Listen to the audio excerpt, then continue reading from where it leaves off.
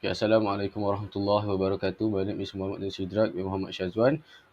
Today, me and my friend Hanif will make a video presentation about the halal gelatin in the food industry. This is a comprehensive analysis. This presentation explores the role of gelatin in the food industry, focusing on its halal implication and the measure taken to ensure the halal quality assurance throughout the production chains. Okay, next I will tell about the introduction of gelatin. So, what is gelatin? Gelatin is a versatile protein derived from collagen, primarily obtained from animal sources such as bovine and porcine skins, bones, and connective tissues. It is widely used in the food industry due to its gelling, thickening, and stabilizing properties, making it a key ingredient in products such as dessert, candies, dairy item, and processed foods. Okay, next I will tell you guys about the halal implication of gelatin.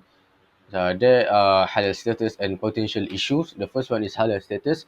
Gelatin's animal derived nature raises concern for Muslim consumers who require assurance of its halal status.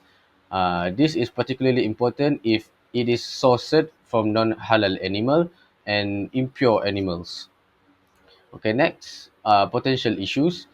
Potential halal issues associated with gelatin include the source of raw materials, cross-contamination risk during processing, and unclear labeling practices. In addition to dietary concerns, uh, gelatin may pose risks for individuals with allergies or intolerances.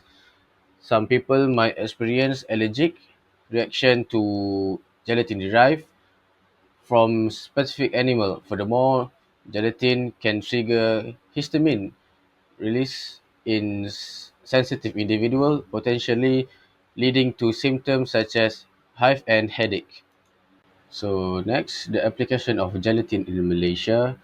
There are confectionery, dairy products, meat product, and beverage. Okay, the first one in confectionery, gelatin is a key ingredient in the production of jelly, gummy, candies, and marshmallow. So I want to tell that uh, the issues most of the parent needs to be aware for this for their children's safety. It is because most of the children didn't know what is gelatin, what is the ingredient of candies and confectionery. So if their children wants to buy or wants some candies, so the parents must to check the ingredient carefully for their children's safety. Okay, next, dairy products.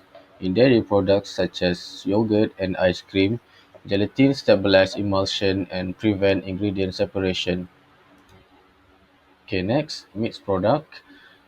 Gelatin binds water and maintains the structural integrity of processed meat, such as sausage and ham, or pepperoni and something like that.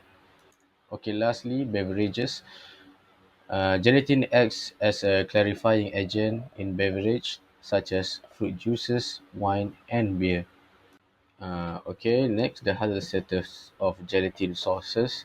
Gelatin is primarily derived from pigs, which is 46%, and cows, which is 29.4%.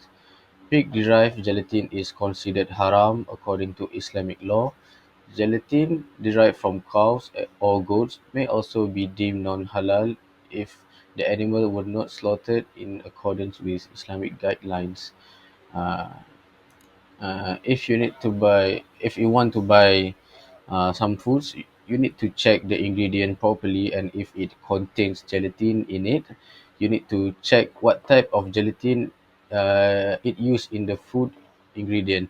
If it is from a cow or goats, you can consume it, I guess.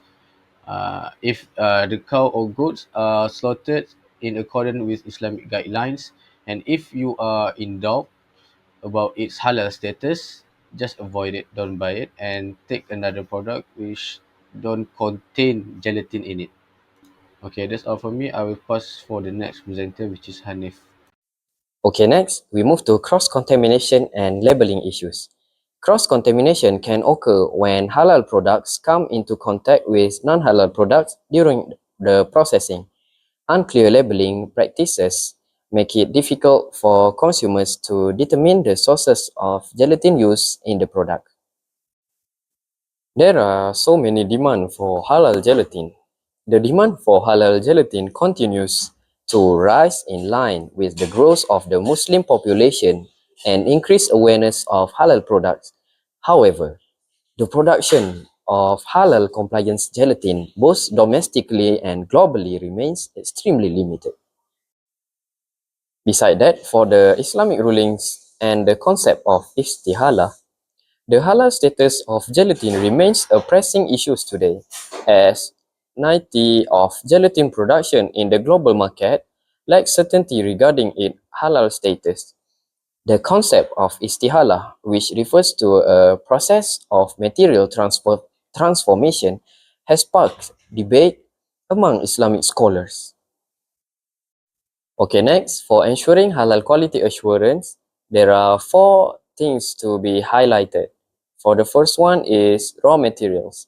The raw materials must originate from permissible animals sources and can be slaughtered in accordance with Islamic guidelines.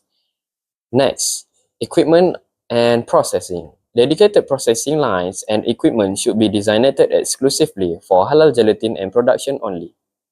Next, for packaging and labeling, gelatin should be clearly labeled with its source and halal certification logo. And the last one is storage and distribution. Halal certified gelatin and its related products should be kept and separate from non-halal products to avoid cross-contamination.